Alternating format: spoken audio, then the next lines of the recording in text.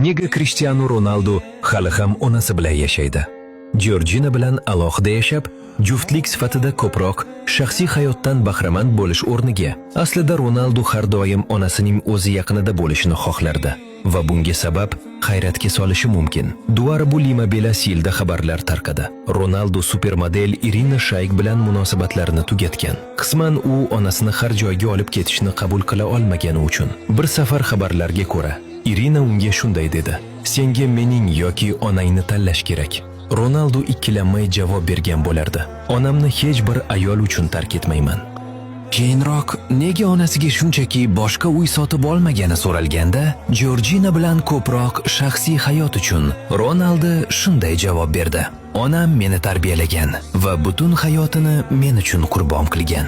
Haftada 7 kun ishlardi. Hatto kechasi tozalash ishlarida ishlab, pul tejab, menga futbol butsasi sotib olish uchun onam tirik ekan, doim yonimda bo'ladi. Bu Kristofer tog'a tegishlidir. Siz nima deb o'ylaysiz? Hozirgi paytda bu